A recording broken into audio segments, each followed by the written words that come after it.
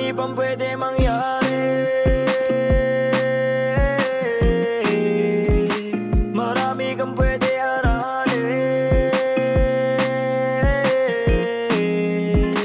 Huwag ka matakot tumuklas at mawala. Huwag ka matakot bumalik sa simula. Ang buhay ay walang hanggang pagtsatsaga. Kailangan mo magsakripisyo para sa mga bagay na gusto mo mahawakan. Tanggapin mo meron kang kailangan na bitawan. Para sa ikabubuti ng iyong isipan. Lagi mo unahin ang sariling kaligtasan. Sandali, kala mo madali lang masawi sa mundo at maiwang. Mag-isaluhan, walang bilang. Alam ko naman nagagaling, mahapdi lang. Kailangan tiisin ng mga bagay. Magpaliban mo na ang ubo at agay. Iyo ka na magaya doon sa mga tatay. Napulutan ay sakit at tumatagay. Alagaan ang sarili ang tutulong sa sarili. Paglubos na nawiwili sa iba, wag ka dumipende. Marami pang pwede mangyari.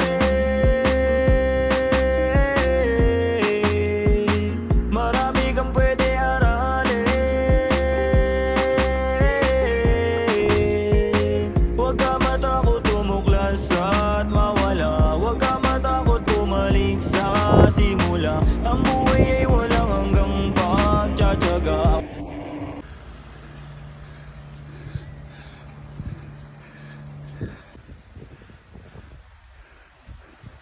Kailangan mo magsakripisyo. Tangin, nakakapagod. Maayos na buhay, siguradong kaligtasan. Sa lupa babalik, natural na kalikasan.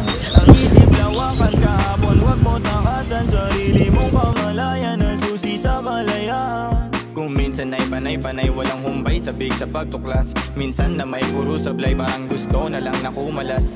Tas nakakakutas, laging problemado, hindi malutas. Meron kagad bago, hindi pa tapos ang mga suliraning kinakaharap. Marami pang pwede mangyari.